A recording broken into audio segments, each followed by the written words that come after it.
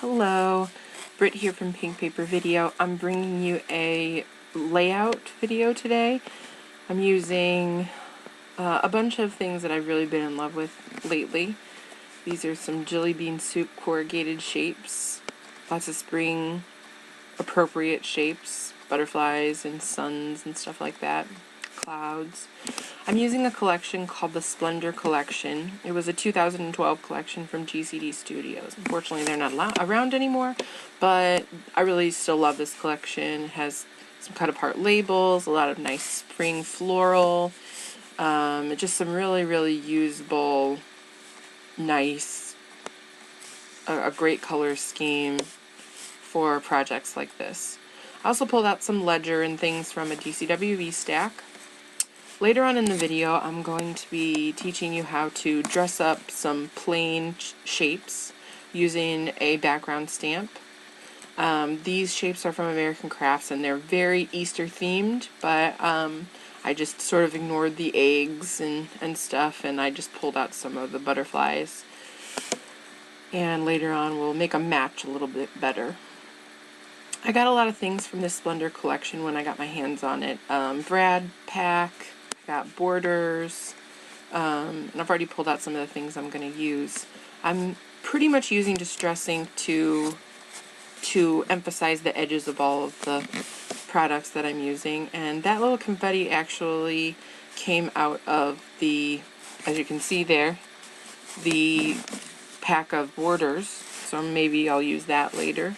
Also pulled out some Studio Calico mists that I'll be using, and 2 colors of Stampin' Up! Ribbon, some grosgrain. I think that's about a 1/4 inch grosgrain, and then about a 1/2 inch of this other kind of like polyester grosgrain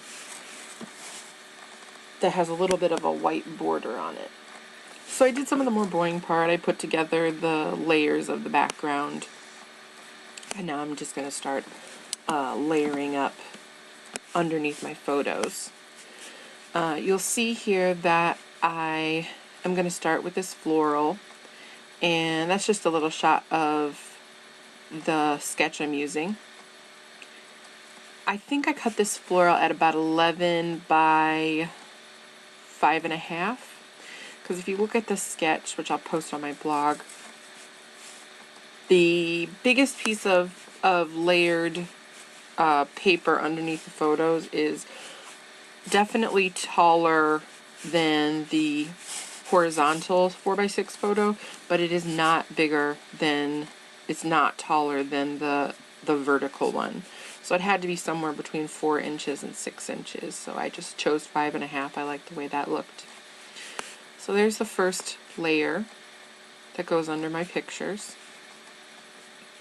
I like to kind of lay it out as I go so that I know that I'm really keeping in line with what I'm seeing in the sketch. There's another piece of paper that goes right there. It's a second layer, and I used this really fun Scrabble print, Scrabble tile print. I did not cut this exactly because I wanted to keep the edge of the letters intact. As you can see, the top and the 2 sides, I didn't cut into the middle of any of the tiles. The bottom was already cut like that, but it doesn't matter because it's going to be covered up later. So I didn't worry about trimming that off or anything. Again, I'm inking everything as I go along, and I'm really just trying to keep it all lined up on top of my background. The second element is this sort of horizontal strips of paper, and since I conveniently had a border pack that matched, I'm going to go ahead and cut down some of those borders and use it as that horizontal element across the bottom of my photos. I'm notching the ends of this border, and the way that I do that is I go to the end and I cut right down the middle, about as long as I want those 2 little flags at the end, and then I go from each corner and I cut up into it, so it creates a really nice even little notch in each end. I probably cut about an 1¼ inches off the end of that and then notched it. So it's going to fit really nicely right on top of that section of layering and give me a really good base for the other elements that are going to go there under my photos. Next, I am going to decide that if I move it around anymore, I might really mess it up. So I'm gonna go ahead and commit to this, to as much as I've done at this point. And before I put down layers like this, especially in a collection where all of the papers really are very similar in color, they're really different patterns, but there's a lot of browns and tans and, you know, pastel colors, and it doesn't give a ton of contrast between each layer. So I like to just take my fingers and distress the edges. I really want it to look like I have a bunch of memories, you know, old papers and things that I've saved, and I piled them all up and I just dropped them and they land beautifully and straight and everything on the top of my paper. So I do that to almost every element on this page, and it really gives it some movement. It makes it a little more alive feeling, a little more real. So when I put my photos down, I don't really ink them. First of all, the ink doesn't take very well. Second of all, I don't really want to do anything like that to my photos in particular.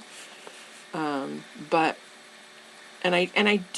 don't want them to be as willy-nilly. I do kind of take the edges and curl them up a little bit, but I really try to line up and make the photos straight, because the photos are the whole reason that I'm scrapbooking this in the first place. So, you know, I really don't want to do too much to interrupt the natural, you know, beauty of a photo. So I decide that that long green border really needs to be much shorter, but I want it to be uniform. So I curl around the end of one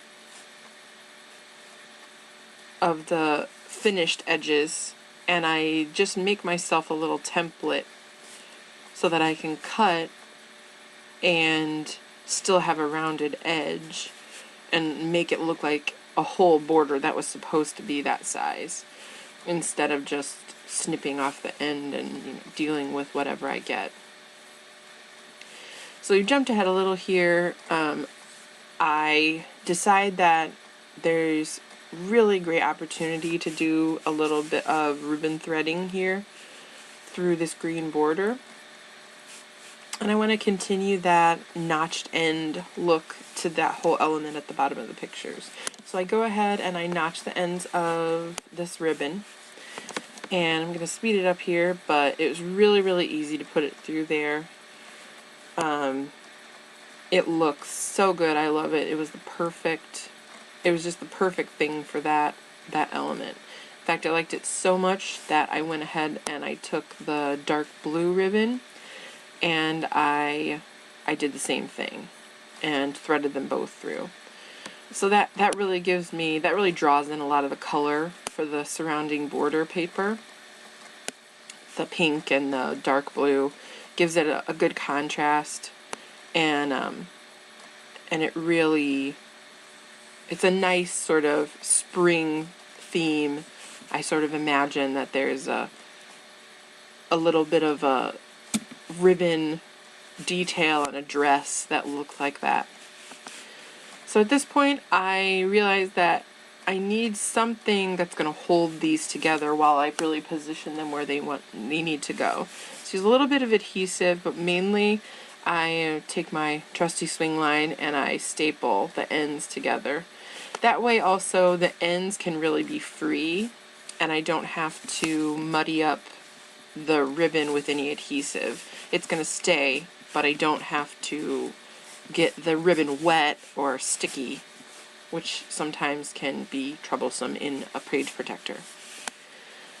Since this is going to be the basis of a lot of the main part of the embellishing of the page, I decided I'm going to pop it up and give it a real platform so that those elements that I add later are really going to stand out.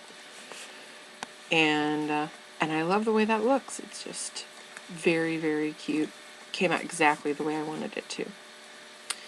So at this point, I am going to try to put that bigger one of the labels at this little place underneath the larger 4x6, but it just didn't fit. So I ended up going with a smaller one. So we're back to these little butterfly shapes from American Crafts, and they're very clean, and this collection has some really nice vintage antiquing distressing. So I wanted to add that feeling to these. And so I ink up this big background stamp. It's a grid stamp, just a plain grid. And then I just press the shape in.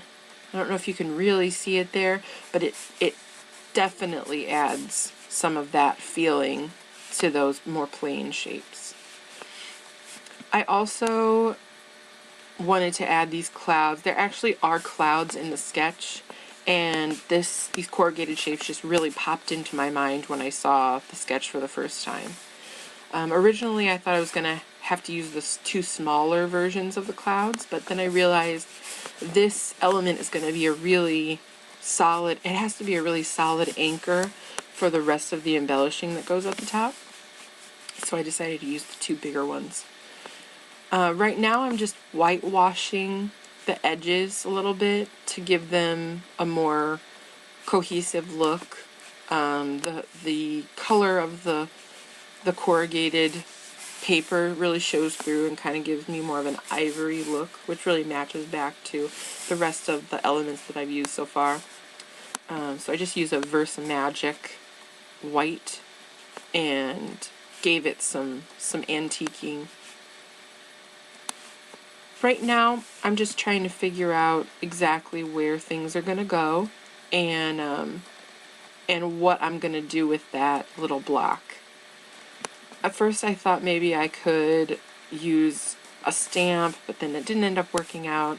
And actually I'm going to try to do some journaling on top of this. I end up doing that and then really not having the room to show it.